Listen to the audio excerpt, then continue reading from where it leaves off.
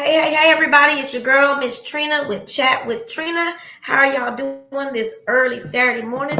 This is a special show for a special person, and I'm so excited. This is a special Chat with Trina. I don't usually do shows on Saturdays, but you know what? Sometimes I think y'all wake up and listen to the shows on Saturdays better than y'all do during the week. So, Mr. Kenny Turner, legendary musician, how are you, sir? I am wonderful. Good. How are you this morning? I am good. I am good. I told you I had to roll out the bed. So these Saturdays are feeling Oh, I good. had to roll out at early this morning, 3 a.m. I had to roll out. Oh wow. Oh yeah. That's too early. So we gonna get started. Um, talk to us, tell us your name and tell us where you come from and how you got started in the industry. Oh, wow. Ken Turner is my name. Started in the industry. That goes back to childhood. My dad was a legendary musician here in Houston, and I just kind of followed his footsteps. It was in the house all the time. Uh-huh. And it kind of sprinkled down to me and my brother, Kyle. Uh-huh. Um, So did you First do you sing? professional, I guess, step out here in Houston was with Scott Gertner. Okay. And then on with several other bands, and it just kind of grew from there. Okay. You sing too, you don't just play. Yes, I sing as well. Okay. Well, what were one of the first bands you played with? That was Scott Gertner. Oh, that's right. He had a That band. was the Duh. first band. He had a whole band. Yeah. I'm new. I'm a new school, so I forgot just that quick that Scott had a band. Everybody, Scott Oh Gardner's yeah. Rhythm Room. There was a theme before Scott Gardner's Rhythm Room. There was a Scott Gardner, and what was his band called? The Scott Gardner Band. Yes. Absolutely. Yeah, it was the Scott Okay. Gertner band. Okay. So, were you excited to get to play Times with were him? a lot different then. Huh? What'd you say? Times were a lot different then. They were a lot different, and we're gonna talk a little bit about that. So let me just ask. So you've been in the industry for a long time. What would you say, Yes. piggybacking off that, are the biggest changes you've seen over the years on the business side and the creative side? The business side, I would have to say the combination of the money and the support. Okay. You know, um, for some reason, I don't know, here in Houston, for some reason, a lot of people just stopped supporting live entertainment the way that they used to. Yeah. Yeah. You ever heard Um, of a guy named from John the musician Rochelle? side, I'm sorry.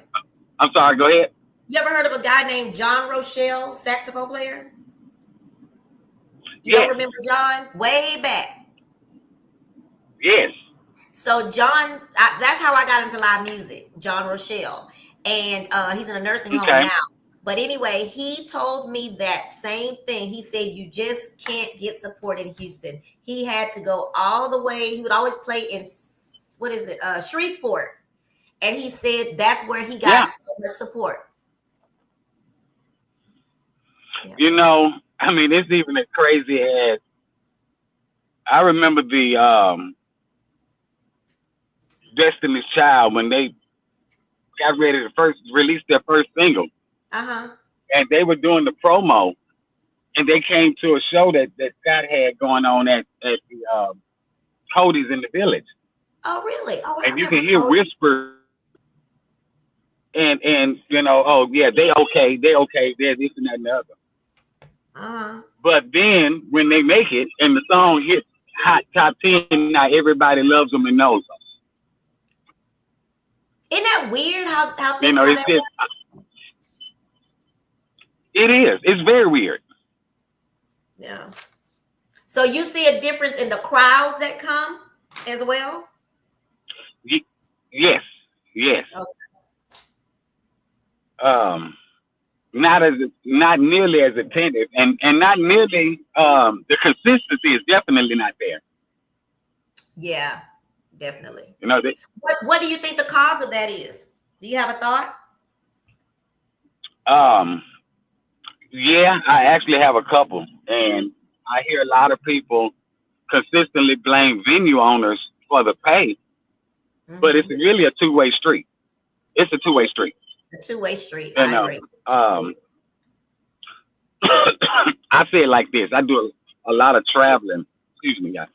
Mm-hmm. Um, and everywhere I go, especially here in the states, Yeah. and they ask, oh, you're from Houston, and I'm like, yeah, and they say, one thing that a common comment that I've come across Mm-hmm. is, man, Houston, man, y'all got me, y'all cold, y'all got great musicians down there, but what's this thing? But y'all don't want to rehearse. And I mean, no matter north, south, east, or west. Yes. And I'm like, okay, you ran across the wrong one. But it seems to be a common thing that I paid attention to since hearing that. Mm-hmm. Mm-hmm.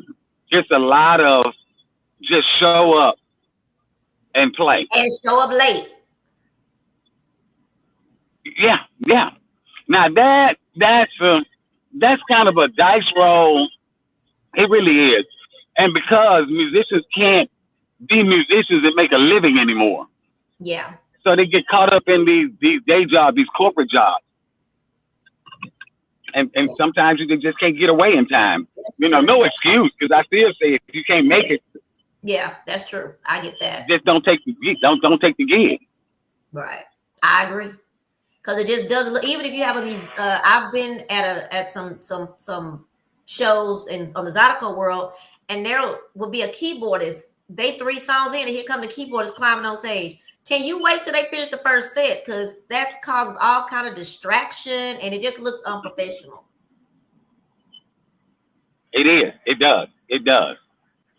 Yeah. Um, I What think about? again, back like I say, how much of a different world it was. I can't remember back when I was working with Scott that I went to a club and there wasn't a cover charge, Yeah. even if it was a band or not. Right. And now I guess the venue owners now have come to the point that it was a great idea to let people in free, and that cuts into the money. Cuts into the money. It cuts into the money, So and then people don't. A I lot of guess people don't. A lot of people don't get go it. ahead. That a lot of people don't get it. We have a little delay, I think. I A think we lot do of too. yeah, a lot of people just don't get that part about. Let's just say Scott's. It's $20, but when you go into Scott's and pay $20, you're getting a live band every night. I don't mind paying $20 to go in and see a good live band versus going to a club that's free, but you got to pay $20 to park, and the drinks are $50 a drink. Exactly. Yeah.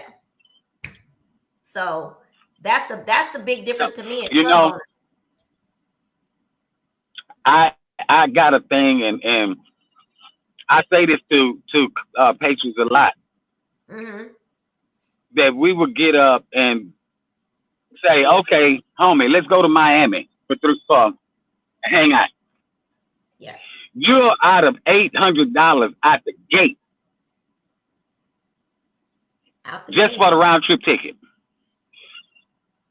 You get there at best $200 a night for a room, Mm-hmm. and you go to the beach and hang out, and the beer is $12. You come Yep. back, you get dressed to go out to the club to pay a $30 cover charge for a DJ and get a $25 small watered down drink. But you won't support where you live for $20. Yeah. Yeah.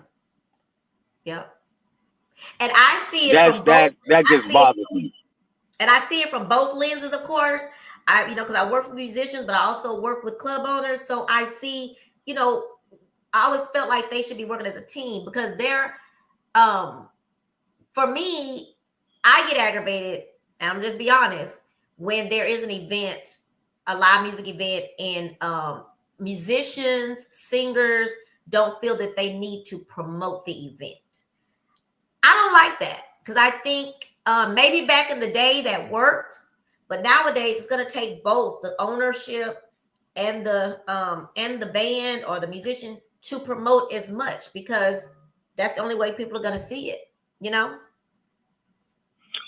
I agree with the production, and it's a lot easier now with electronic media.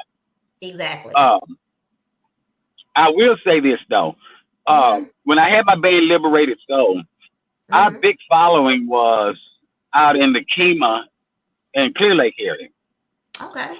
So if I'm doing a show in the north end of Houston, those people are not going to drive from Kemah. For the large part, you may get a few. And I just feel that it's not the band's responsibility to pack the club, but what we bring with us is the icing on the cake. Okay, well, let me say this though. I think it back then maybe, but nowadays it's both responsibility, right? Because who wants to spend their money on a band and there's no draw? Okay, so that's one. Yeah.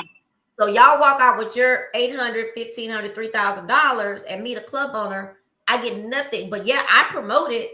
But so let me give you an example for my cruise. I have a band that said, okay, we only gonna promote, I don't know, post something once a month, let's just say. Well, my thing is, you know your fans. You have access to your fans. So you promoting means a little bit more. I mean, I gotta promote as the club owner or the event person, but you've got to promote to make that building we need to both be trying to get the building filled, because you don't want to play to some chairs, some empty chairs. Exactly. And I need some money so I can not only pay you, but pay my staff, pay my lights and everything like that. So it's a two-way street to me. I know I don't expect you to do it alone, no, but I do think we both need to be promoting it. It needs to be, if you have a Facebook, it needs to be promoted. We all need to be doing together. I'm promoting to my regulars and people that may not know me, but you are promoting for your fans that follow you so they can know. Because I can promote, they be like, who the hell is Trina? And who the hell is Party on the Sea? Who the hell is So You Want to Dance? But if Kenny Turner say, hey, I'm going on this Party on the Sea with Miss Trina, that's a whole different thing. Does that make sense? It makes a lot of sense. So that's all I'm saying, is a partnership. And that part I can definitely agree with. I had an old man tell me a long time ago when I first got in this business. He said that it's all a numbers game. It is. You put it out, and you only expect X% of X% on your return. So the more you put it out, the more you get on your return. Just like an invitation. Yes. You're going to get more people with 10,000 invitations than you're going to get with 100.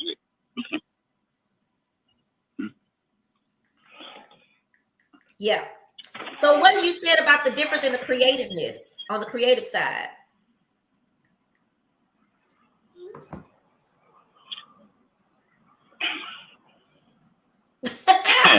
Wow.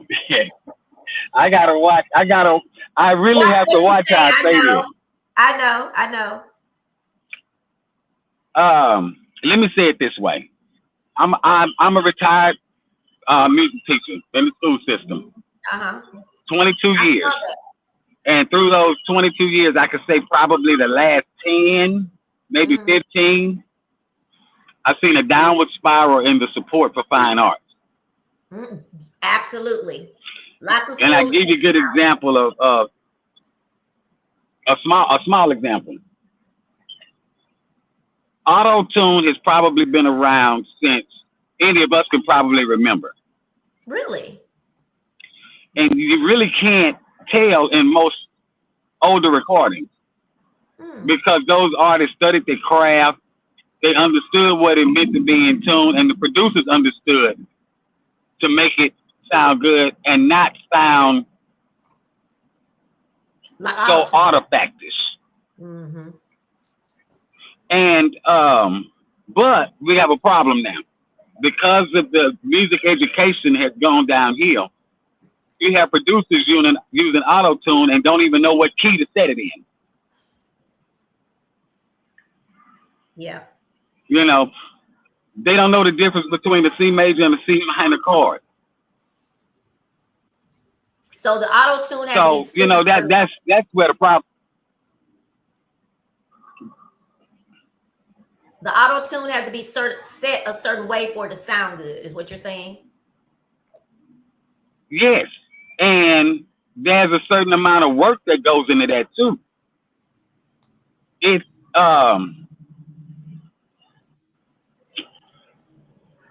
there's a dial on there when you pull it up that asks for the key of the song, and it tells you how much you want it to move the pitch and all of that.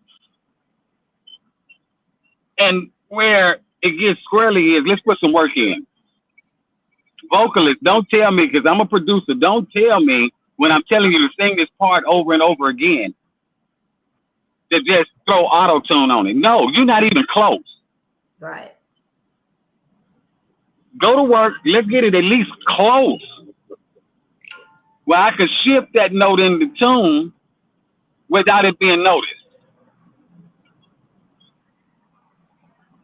So it's a work ethic thing too.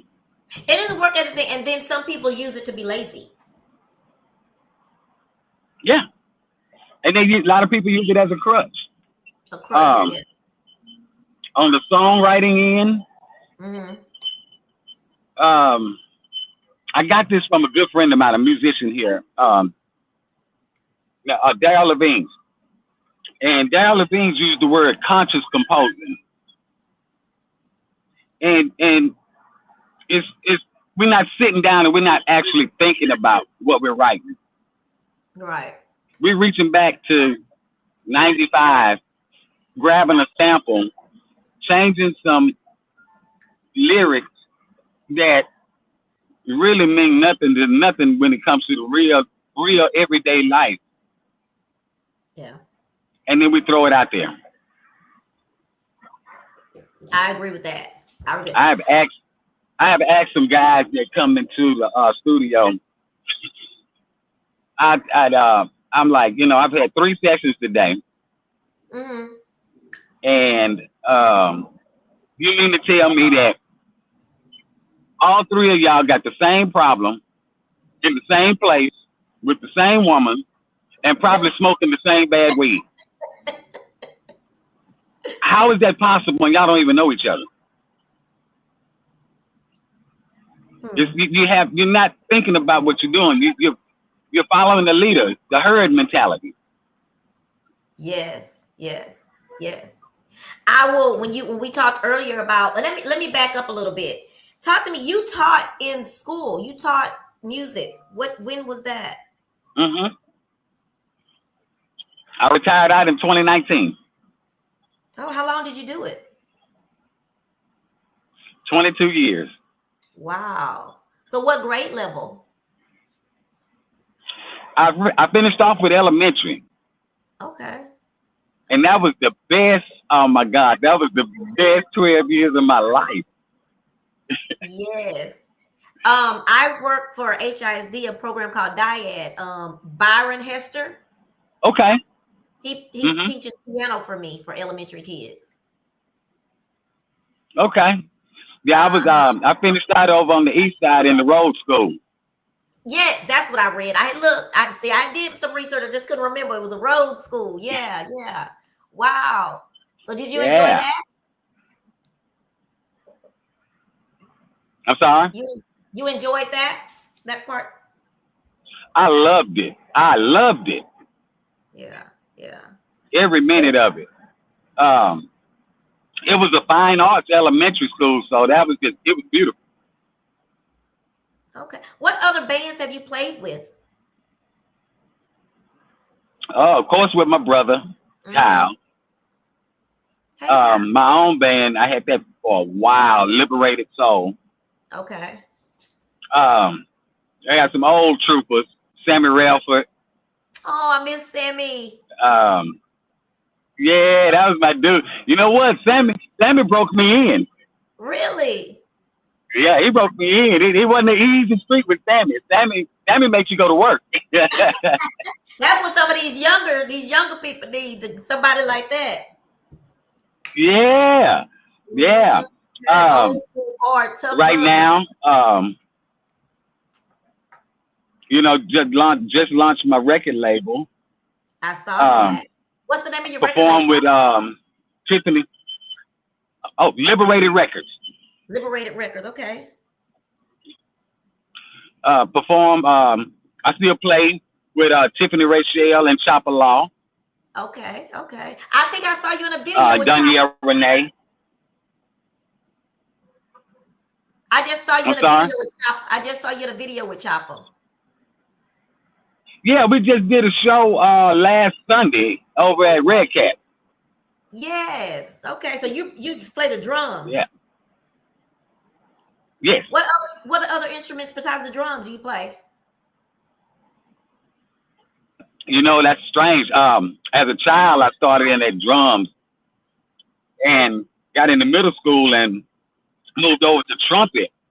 And trumpet carried me throughout my school years. And actually, trumpet paid for college at TSU for me.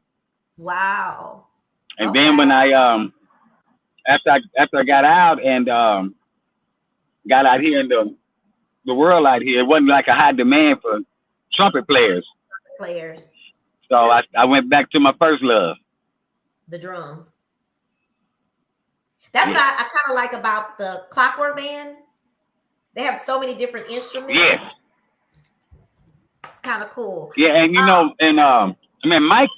Mike never been doing that thing for a while. They got the horn section, whole thing happening. Yes. And it's almost to a perfection now for them. Absolutely. And you know what else? I'm gonna tell you something about the music industry. And we talked about the changes that you've seen as far as the business side. And I will say this, and this is no offense, no tea, no shade to anybody, but I will tell you, working with the Clockwork Band showed me a complete different side of musicians. They were the most professional. Yeah. They were easy. There was no argument. There was, hey, this is what we're going to do. This is what we're going to do. This is what I need. I don't want this. I don't want that. Vice versa. And we was done. We didn't have to talk every day. They promoted. Hey, is there anything else I can do? They got their money. It was just, and in my mind, I'm saying, why can't it all be this easy? But it was everybody was respectful.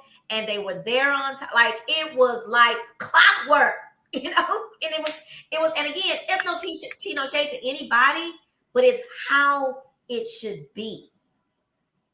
You shouldn't be bossing me. I shouldn't be bossing you. We are professionals, adult professionals that should have mutual respect for each other's talents and what we do, because I might be putting on the event.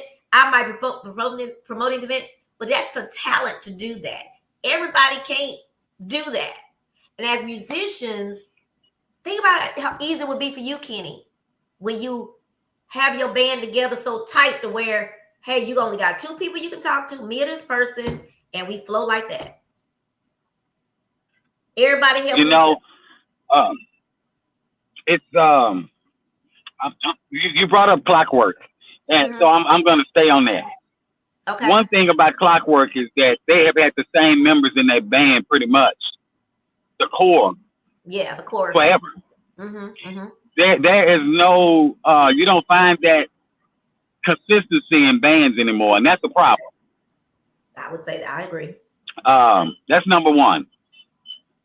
Number two, I think we have a generation now of young musicians that don't look at this for what it's really worth. And that is, what I do is no different than what ExxonMobil does. It's a job, and it has to be handled with a professional manner, and it has to deliver a product worth buying. That part. And it's not just a hobby. It's a job. It's my job. And I look at it that way because I've studied music longer than the person that you would trust to take your tonsils out. That part. So it's a job to me. This is, as a matter of fact, it's not a job. It's a career. It is a career. It is an absolute career. And it's absolute career. I think that narrative of excuse making is out the door on both sides to me. Mm-hmm. Say that again. Stop making excuses. Oh. The narrative of excuse making. Gotcha. Is out the door on both sides. Stop making excuses, musicians, that bands can't be good because club owners can't play. You should be good regardless. You should study your craft and be the best at it that you can be at it. Mm-hmm. And get some consistency. Now, one thing I will say is because of the money, that kind of affects the consistency of band members. Yeah, I could see that. Because they have to jump, But because you played Sweet Thing, for the last 30 years with, 12 different bands, each one of those bands played it different. That does not excuse you from from having to rehearse. Oh, yes, that. Yes. Yes. Definitely. I agree with that wholeheartedly. I have some favorite bass players that I play with. Mm-hmm. And I have to rehearse with them because they all play different. Even though I love playing with them, they play different. Yeah. Because everybody has their own things. Yeah. Music is a musician it's a personal thing. It's a personal passion. Yeah. And we all hear differently. Mm-hmm. Versus what we hear today. When you think about music itself, how it sounded and what it stood for back in the day versus what we hear now, what is the biggest difference to you? Digital recording.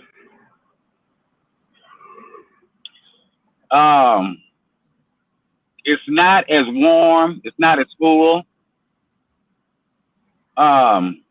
I don't think a lot of people realize, but a lot of people have realized it, but they're using digital programs to try to emulate it. But when you went to the studios back in the day, you had the reel-to-reels, you had all of this kind of stuff in there. All this stuff was mechanical. Mm-hmm. And standing in the room, you may not hear it. Yeah. Even in the record, you may not hear it. But you felt it. You felt, because it was there, those motors turning, that hiss that's coming off, the electronic circuitry, all of that made a part in that recording being warm and full. And they call it analog recording. Right. And so now we got a lot of music that's recorded digitally, and then they run it to a bunch of filters to bring it back to analog. And it's just not the same. Do you think that's why I'm thinking about one particular genre that I won't say out loud. Do you think that's why some of our music now all sounds the same? It's a large reason. Well, that and work ethic. No.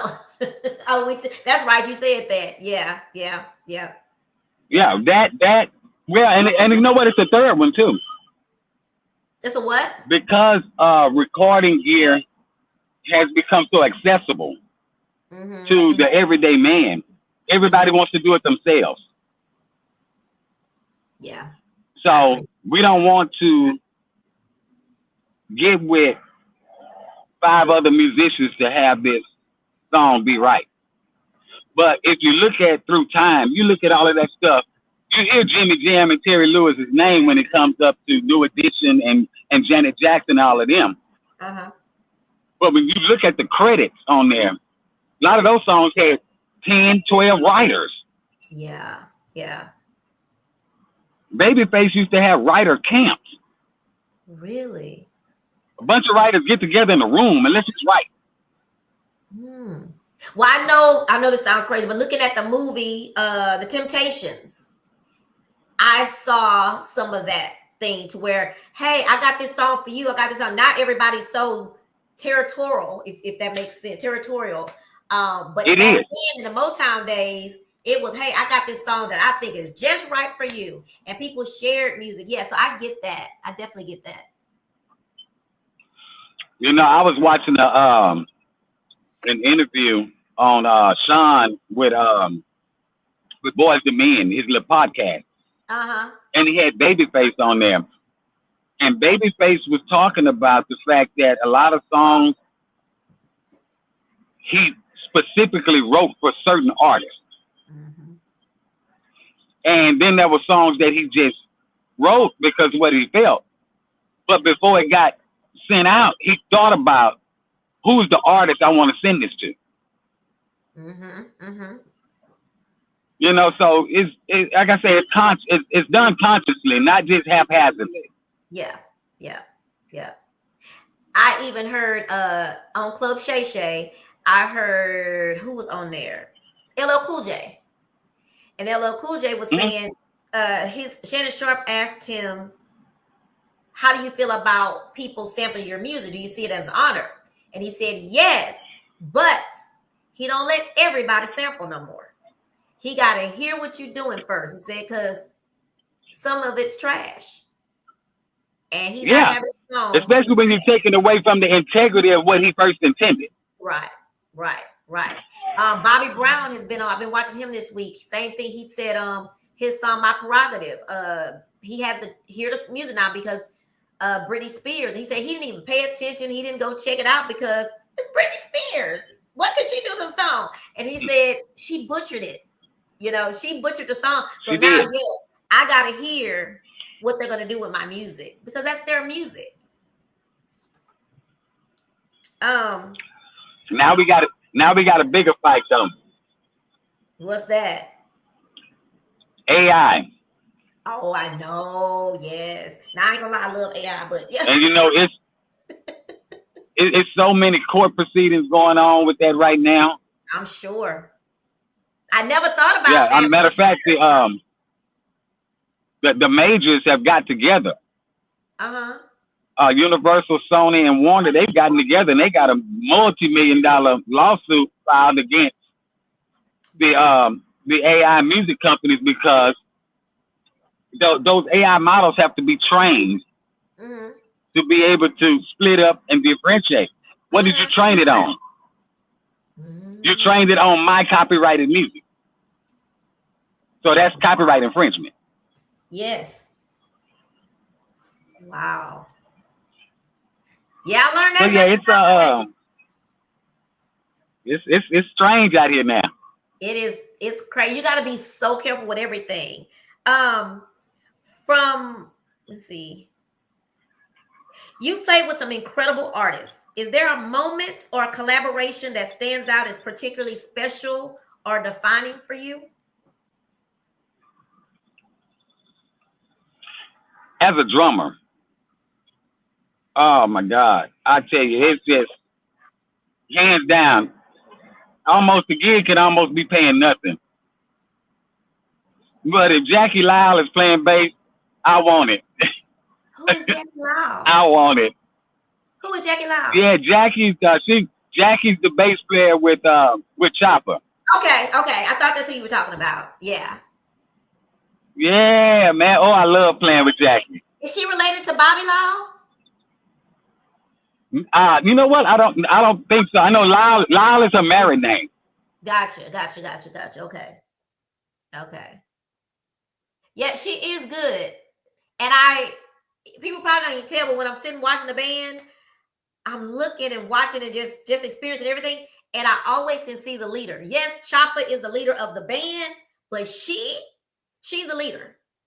Like, I see what she does. You know what I mean? Something. Huh? I'm sorry, say that again. I lost you for a minute.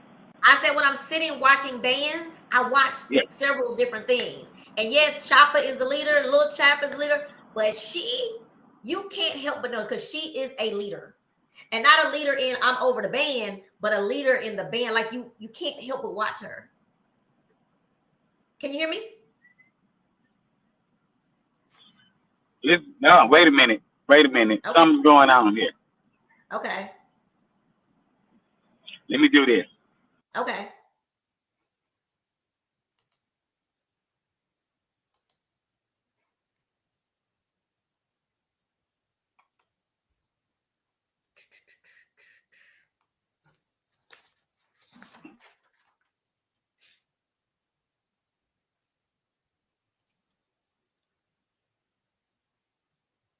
I can't hear you. Oh, wait. You're muted. You're muted.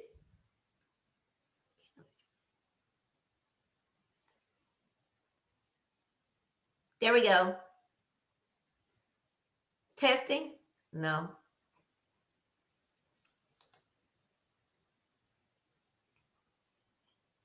Oh, there you go. I hear you. There we go. There we go. Yay. When I send this into the radio station, I'll cut that part out. Let me ask you this. Have there ever been times where in the music industry, which at work, you can have it at work, corporate work, and all that, but in the music industry, it's a busy world. It's a crazy world. People have said it's a dog eat dog world, all that stuff. But for you, have there ever been times where people misunderstood you or said things that weren't true? If so, without saying the incident, what did you do? Did you try to fix it? Did you tell people this wasn't true? Or did you just, how do you handle that? Because it happens a lot. For the most part, I take pride in saying that I get along with most people. Mm-hmm. I try to stay in my lane. Mm-hmm. And things that I can't control, mm-hmm. I don't get upset about it. Or I don't try to put my hands in it. Mm-hmm. As a human, yeah, I'm quite sure. As a matter of fact, I know for a fact that I've said some things that hit people the wrong way. But I am that guy to say, okay, well, wait a minute. I didn't mean it that way. Let's talk about it. Let's straighten this out. Yeah. And for the most part, I can't say that I think of anybody that's just an enemy of mine. Yeah. Yeah. And I can't say, and vice versa, I can't think of anybody right offhand that I just couldn't sit down and have a decent conversation with that I'll run across. Yeah. Yeah, I like that. And then you in this industry too, at this point, you're a leader. So people see you as a leader. So they have that respect for you, which is a good thing too. Are you mentoring anyone that's coming up? And that's what you're about to do with your new label, I'm sure. And you know what? As sad as it is to say, being 22 years in the classroom, I took these last 2 years to concentrate on me. Okay. There is one artist though that records with me, Takesha Chapel. Okay. And we did a great collaboration on her that she released last October. And now I work with her on a lot of the stuff in the studio now. I'm teaching her, basically showing her little things here and there to be my backup plan. Okay. Yeah. So you've been focusing on getting your stuff together and putting out new music, getting ready to put out new music. Yes. Okay. So are you gonna? So you have a band? But she is such a huge help in that. She's such an incredible writer. Oh. And I mean, even the other artists that we have, she's done a lot of writing on their stuff. She was like, hey, let's do it. Let's cook up a track like this for this artist here, and send it to me. To move, she got the energy. Yeah, and then I send it to her, and she'll come up and she'll write to it, and we'll bring them in, and she actually coaches them because we don't do a lot of rap. We do a lot of vocals, a lot of singing, recording, and she comes in and she coaches them. I like that. It's been a couple of them that have come in. I just went and sat on the couch in the other room, put her behind the wheels. Hey, This is your production. Go to work. Okay. What advice would you give the up and coming musicians? What a few, maybe two. Study your craft. So when you say that, elaborate. Why do you say that?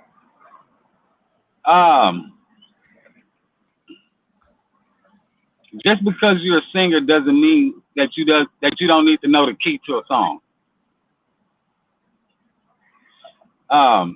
If you are a piano player, understand the different variations of chord structure. You know, study your craft. I've heard someone say on a podcast that when you're composing and you're getting ready to put out music and you're setting your brand, sit back and think about 3 artists that you could see yourself on tour with. And study those 3 artists. I like that. Nothing else. Yeah. Me too. It made a lot of sense. Yeah. Yeah. It makes a lot of sense.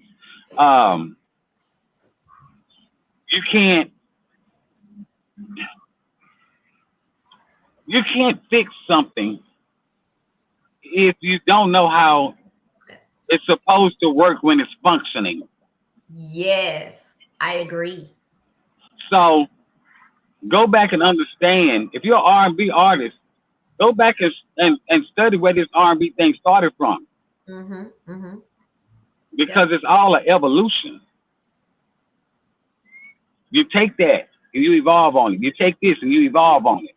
You know, it requires work. You don't just get up and grab a microphone and start singing. And even understand what you're singing. I was just about to say that. I was just about to say that. Even if sometimes I think people are just singing the songs because they're popular. But if they study the song, know where it came from and why it came, because just like the times we're living in now, man, if some people would rewrite those songs, have those feelings in their heart and soul about it, we'd have some badass songs, remakes, or what do you call them, covers going on right now. I just think they don't study why the song was so popular or why, you know what I'm saying? I don't think let me not say everyone gets that. Why Marvin Gaye's What's Going On? Why was that so important? Why was that such a heavy song? Why you know what I'm saying? Did you really pay attention to the words you're saying? The words that are coming out of their mouth. Exactly. And on the composition side of it, I would say this to any musician. If you're composing for a project, go and just grab one of your favorite genres. Grab a song from way back when and sit down, take a day and learn that song. Play it. Play it. Know it in and out. Because what that's doing is expanding your musical vocabulary. Because you can go and track that same song after you learned it. And I guarantee you it won't sound the same. Because you hear things differently. Yeah. Yeah. You know, wow. I say that all the time. Just find your favorite song, start playing it. Find your favorite genre. Find an artist from there that was very popular during that time. Because it is a formula to this thing. Right. That's why everybody didn't make it. They didn't understand the formula. So understand the formula. Interesting. If you had the power to change one thing about the music industry today, what would it be and why? Streaming. You can get 1 million Spotify streams and not even make $4,000. I've heard that. You know, let's go back to get the product. Look who wrote this song. You know, I don't know if you remember back in the day, you get an album, a vinyl album, and you pull it out, and it had that little white sleeve inside of it that kept it covered. Yes. And on the white sleeve, you had all the lyrics on the white sleeve. Every Michael song Jackson on the album. He has had it in the album cover. I remember. Yeah. You saw who produced it. You saw who played piano. You saw who played bass. You saw who all the background drums. You saw all of that. Yeah. I would get rid of streaming, which is actually about to happen. There are two main platforms that are out there now. Bandcamp is one, and even EVEN is another one. And even some of the major, the A-list artists are going that route. They're going direct to consumer. And those that means that the funds now come to the artists. Yeah. And one of the major problems is that it's hard to build fans on the streaming platforms. Yeah. Because on our side, all we get is where we got 200 listeners from Brazil, 500 listeners from New York. That's all we got. Going to direct to consumer, the fan gets a chance to see and know some personal things about us. They get to see why we wrote the song. On the other side of it is the artists, we get to see contact information such as email, not the close personal contact. Right. So we can actually reach out to them and say, hey, we're going to be in your town. Yeah. Doing a show. Hey, here's this song that's coming out June 13th. Yeah. You get it first. Okay. Yeah. We can actually build a connection with our fans. Definitely. So I'm the song I'm getting ready to release now is going to be released out on Even. What's it called again? It's called Even. And even? It's like the word even, EVEN. Oh, okay. And it's a direct to consumer site that's out there. Okay, to consumer. So who is on? Are there any surprises on Kenny Turner's playlist? This is some fun stuff. So who's on your playlist right now? Two or three people. Who will be on your playlist?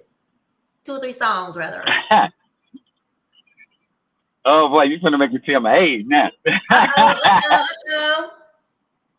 Man, you know who one of my dudes is? Who? Barry White. Really? Okay. Yes. Barry White was just so. Man, I say it this way: these young guys out here now talking about player and all of that. Barry was the ultimate player. I mean, he was just so cool with his delivery. Silky velvet voice. And what he said was so slick. Really? I need to go listen to me some This dude said, I'm playing your game. And it's so plain that you want me to win. Is that player? That is definitely player. I've never heard that. I'm about to listen to me some Barry. I've heard him. I just know he have I probably shouldn't say this out loud, but I'm gonna say it. It's Saturday, ain't Sunday right now. He has let me not say that. He has a voice that it wouldn't take much. He has this beautiful voice, that voice that wouldn't take much at all to get to a woman. And that's what we're missing that too, because I ain't seen that. That's what's missing in R&B to me. Those men who had the charisma and the charm to, bring a song to make a woman really just a woman or man, but I'm talking about women now, that would make them just melt. Yeah. You don't have men coming out with roses to their shows no more and saying, passing out the roses and. That's two ways. You saying from the woman, but at the same time, if you was a dude when they was out, yeah, and you ain't know how to talk to women, they told you. They taught you what to say. I got when I was young, I got my Mac game from Maurice White with Earth, Wind and Fire. What? And that Love's Holiday. I read their book recently. I read Maury. Is it Maurice Starr? What's his name? The one that just passed last. Maurice White. Yeah. I read his book. Yeah. Really, oh, okay. Yeah, I never read it. I need to check that out. He was really talented. I didn't realize. I just didn't realize it. I love biographies and autobiographies, and so I like to read to know what people were thinking, where they come from. That's why I do this show. And oh my gosh, that man was so amazing and so smart and talented. Yeah. Yeah. So yes, you're so right. So what's another band? My other end of my playlist, I like I'm a band guy, so of course I love band. Yeah. Mint Condition. Really? I would have never thought you were gonna say that one. Yeah. Mint Condition. Those guys. I say this. Those guys are my generation's Earth, Wind and Fire. Okay. Okay. Yeah. Right. Great concerts. And I like singers. Yeah. Really. And when I hear male singers, I like male singers that sound like men. Joe, Tyrese, Tank. You ain't hear me, Tank. Charlie Wilson. Oh, Charlie Wilson and Tank. You know, I can even flip over the genres. I was Phil Collins fan. Look, he's another one. Garth Brooks. Okay. You know, I like all those the men that are men. Yeah.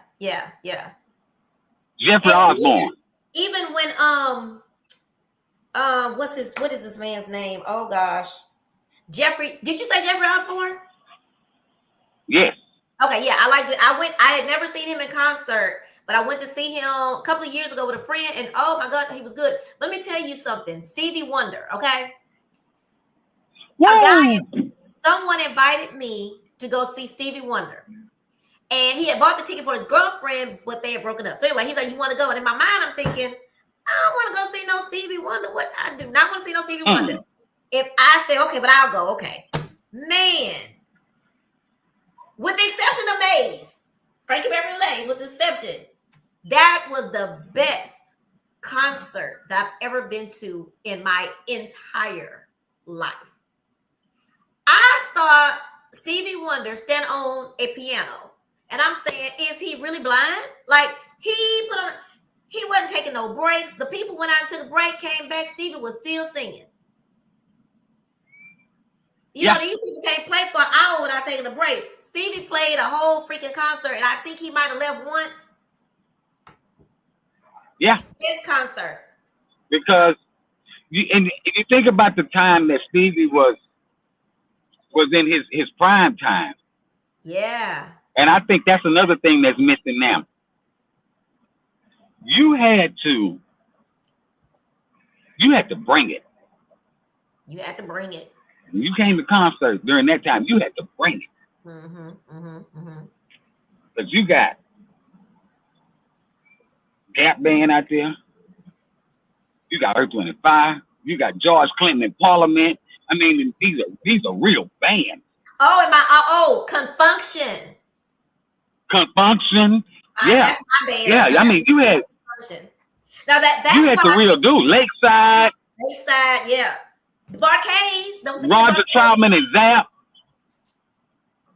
I think that's what I like about Clockwork too. I think Clockwork kind of reminds me of the Earth, Wind and Fire. You know what I mean? Yeah. That thing with the that whole genre with the horn section and all that. Yeah. Yeah, I think that's what I like. Yeah, that. You say the Earth, Wind and Fire. I've always said this. I think I've even probably mentioned this to Mike before. Confunction. They reminded me more of Confunction. Yeah. Because even the horn players would do singing. Yeah. Oh, yeah. That's right. That's true. Yeah, you know. Yeah. And I will also say something that's important to me, and I say this all the time. I think a band has to have the energy. Because just like the band feeds off the energy of the crowd, The crowd feeds off the energy of the band. If you sitting up there looking at your watch, drinking beer, doing all these other things, I don't want to see that. I came to watch you perform and do your thing. And clockwork, from the time they walk up on that stage to the time they roll out, is done. And to be honest with you, in R&B, that's what I see. It's some other genres. Zydeco would be one of those genres that they do a lot of different things, on the stage. But R&B, for the most part, what I see, they're not drinking on stage. They're not doing any of that. So, but I do like the energy. I like people to look like they enjoying what they're doing. That's why with the cruise, I choose certain bands, especially it has to be people that don't think they're Hollywood, if that makes sense. I want people that's going to interact with people, talk to people, be friendly with people, because it's supposed to be, I say it's the mini Tom Joyner. I know that's overkill, but that's what I like. I like thinking about Tom That's Joyner, what it is. And how they put. So I see it as a mini Tom Joyner, sort of, Yeah, that's what it is. Yeah. One of my pet peeves, because I'm an R&B guy. Okay. That's to my soul. Yeah. One of my pet peeves is going to perform with a band, and it's probably why a lot of people ask me to just, hey, Ken, you just quarterback this thing. Now you here. When they tell me we're getting ready to do the set, number one, I need to have the set mapped out. Yeah. So that if we have to play an hour and 15 minutes, I'm not watching my clock. I already know we got an hour 10 at least. Number two, what I can't stand in an R&B band is for the lead vocalist to tell me, okay, start with a soft instrumental, and let's start with this laid back thing. Man, I don't care if it's 5 people in the room. I say come out and kick them dead in their chest. Exactly. Dead in that. Yes. Why we starting soft? That's one of my things. Yeah. Because even go ahead. I'm sorry. I go see R&B bands sometimes, and I'm like, why are you trying to, lead me by my hand, holding my fingertips and boxing me with kid gloves? Give me what I came here for. Give me what I came here for. Don't mess around with it. Do it expeditiously. And look, you ain't gonna run out of songs. It's plenty songs. Yeah, just hit me. I can take it. I like that. I agree with you on that one. And that's actually a real good business move, to be honest. And the reason I say that is a bar and a club make the bulk of their money off the bar. Yes. The more I make them sweat and move, the more drinks they gonna buy. And we gonna eat, because we gonna want to stay, so then we gonna get hungry. So you gotta eat it down so you don't get rested going home. Exactly. You gotta eat. It's a business move. It is a business, exactly. And if you're that excited from beginning to end, we gonna want to stay longer, buy more drinks, eat more food. You know what? And that I gotta rewind this conversation a little bit with this one. Okay. Where we were saying about the promotions and all of that, and saying the club has to promote their thing too. That brings a aspect that the band has to take ownership on. If the club has packed it with their patrons, true enough, and I hear you say it, it's not our job to pack your club out alone by ourselves. I get that. But it is our job to keep them there. Okay. I can go with that one. Not only that, think about this. Okay, it's your job to keep them there, but it's also your job to get them to follow you, because in you keeping them there, keeping them interested, they're gonna come start following you everywhere you go. Yeah. So it's a win-win. It is, and I'm interested to see what this summer is going to be like, though, Trina. I really am, because I'm watching the economy and I'm watching how people are starting to move. Yeah. So I'm interested to see this. Yeah, it thinks. I hope it doesn't get as bad, because I'll tell you, a sad time in the music industry and even for promotions was during COVID. And I actually did a show. I did a show by myself one day, though, because to be honest with you, at that time, you felt bad because musicians couldn't play. They started, then everybody got smart, started doing online and everything. However, I felt that we needed to remember that, though. I think that was a time for, it was a reset for a whole bunch of people and a whole bunch of things. However, for music, I felt like so many people had forgotten just that quick of how music can be taken away, how the nightlife could be just gone. And look at what happened. Musicians who work full time had to go back to work. Nobody could gig because you couldn't. Exactly. It was bad, and I think people quickly forgot about that. But yes, I never thought about how music is going to be affected with this stuff. I really hadn't thought about it. Do you Well, think it will? when money gets funny. Oh, yeah. Entertainment is the first thing that goes out the door. Window. Yeah. And rightfully so. Because you got to choose. You got to live. Yeah. So that's what's going to be interesting. I still think there are ways, though. Oh, it is. So let me ask you this, as we start winding down, before I get back to my last fun question. Now that we're talking about the economy and how things may have to change.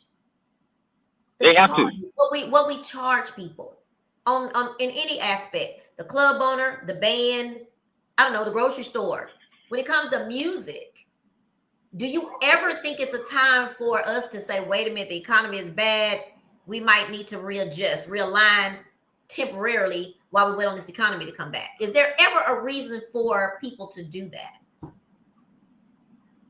No. Okay. Fair. No. And the reason I say that, if you're gonna come out, if you can afford to buy a drink, you can afford to pay a small cover charge.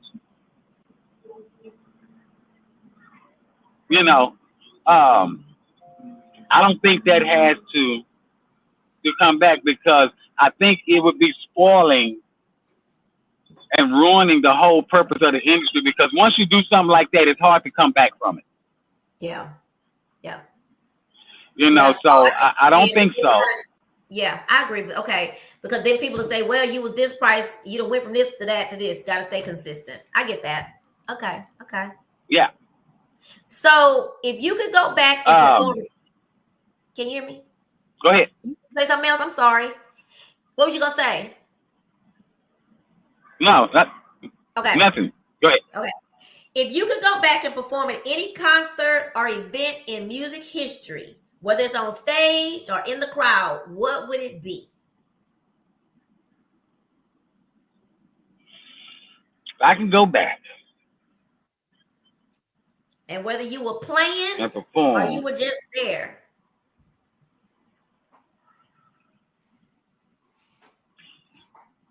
Actually, I could take that back to only about 3 years ago.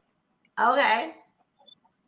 I would have loved to have been on that stage performing at Dickies Arena in Dallas with Jodeci, Charlie Wilson, and New Edition. Oh yeah. That was a great show. Yeah, I saw that one in Houston. I didn't see it there. Yeah. They were in Dallas 2 days before Houston. Oh, I'm trying to get the I went to Dallas to see it. Huh? Because I hate the sound in the Toyota Center, and I thought they were going to be in Toyota Center. Yeah, Toyota sound is horrible, and their Wi-Fi is trash. Yes. I like the arena theater. What do you think about the arena? I love the arena. Yeah. It's not a bad seat in the arena. Huh? Yeah, what? It's not a bad seat in the arena. Not a bad seat. That see there, I was like second row to see my band could function. And if I tell you, what's the guy on the guitar that played the guitar and go all the way down with the guitar? I don't know his name. Oh, that's my dude. God dang, I can't think his name now either. I walked up so close to see and hear. I was like, yes. But yeah, I think the arena is not utilized enough. It's not. And I don't know, for some reason, I've been to Smart Financial. Uh-huh. And the thing number one to me with Smart Financial is it's not central. Yeah, it's not central. The other thing is it's like a big high school auditorium. My sister doesn't like it because of I like you can't get in and out. Yeah. I like the arena for concerts. Yeah. I know it's probably not big as they would want to have that many people, but hell, it's a nice place. The music, sounds good. Not a bad seat in the house. It should be utilized more. Yeah. Okay. Exactly. What is one fun fact about you that people may not know? Something totally unrelated to music.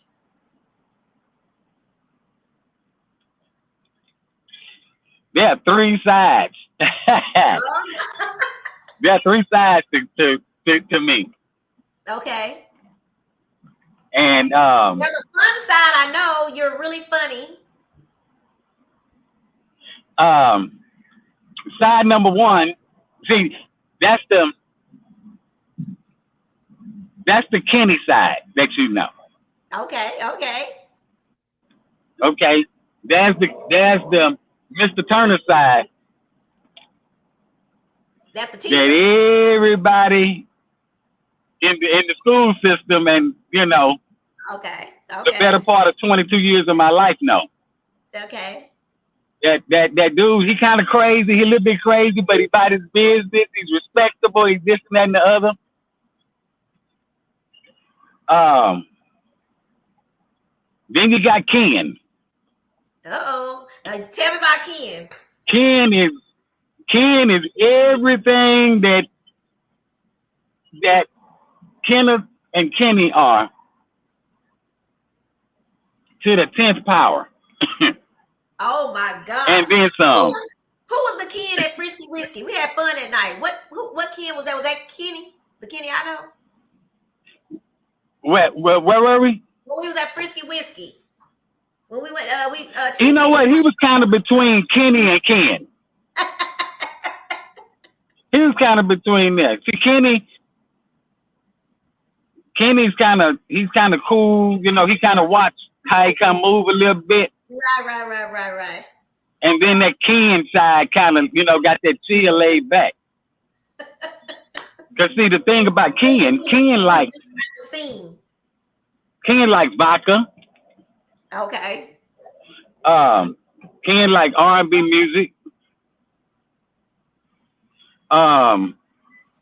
Ken is a hopeless romantic. Okay.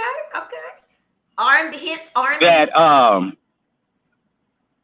That gets me into a lot of situations that I probably shouldn't have been in.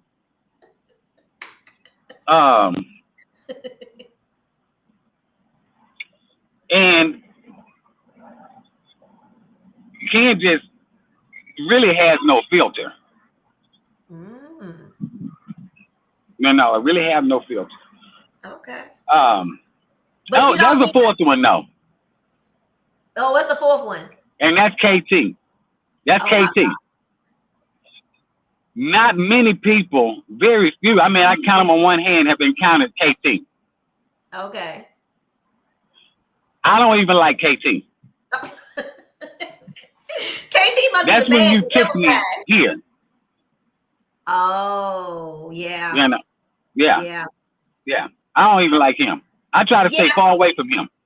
I was just gonna say that. I don't know her name right now, but I really never go into that girl. That whoever she is, my blood pressure go up, my head is hurting. It takes me 24 hours to get over it. And I had that incident this week. I don't get mad like that. I don't get mad. I get mad, I get angry, but at the level, I used to say this in school, at the level of pistivity I was one day this week, that's the Trina you don't ever want to be. I am nice. I tell my consultants at work all the time, I'm cool. I am not no micromanager. I'm going to let you do what you do, but I will let you go.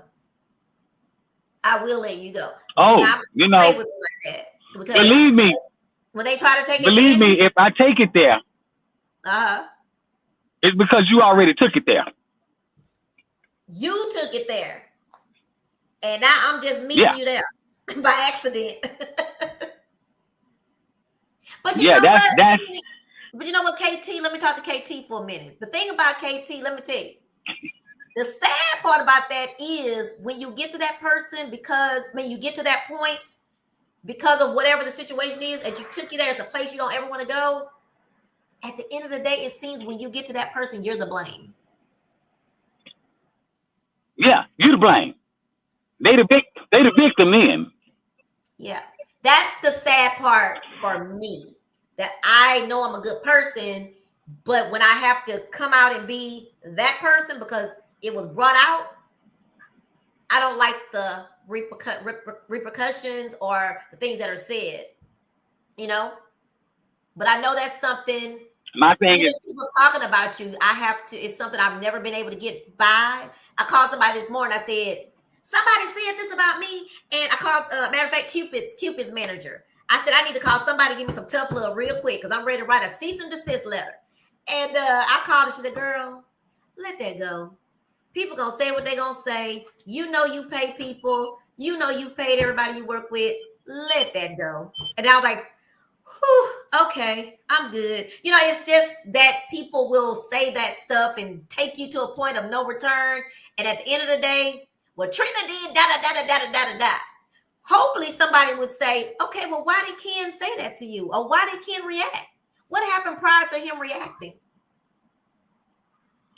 But you know, normally when if something like that comes out and somebody has something to say about me, this is that Ken part of me.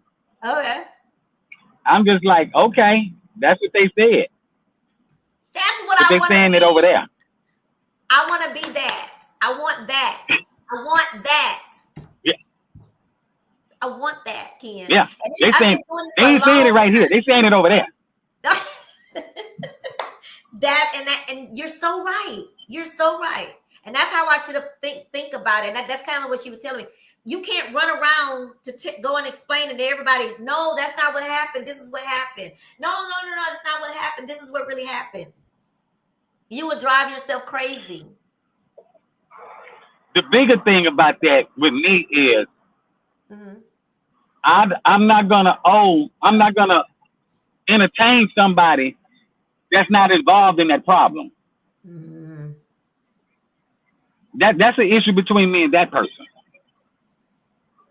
You even coming to me with what that person said tells me a lot about the character of who you are.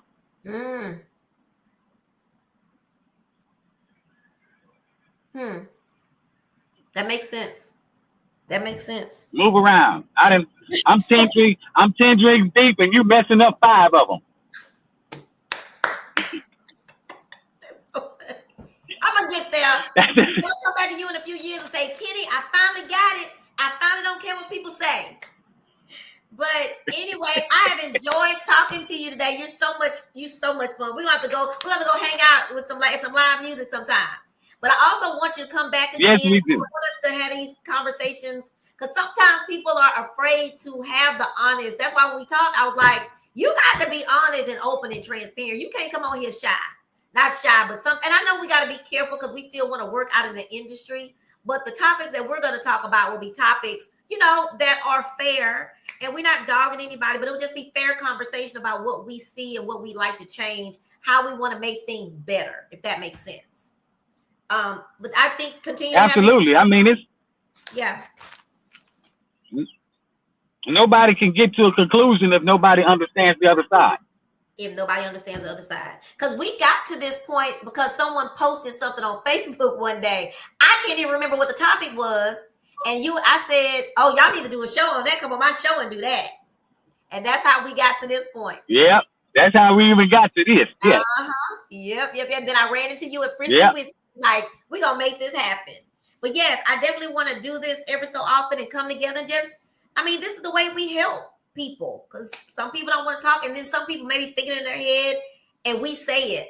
Or some of these younger musicians, some of the things you said today that I didn't think about or I thought about but never said it.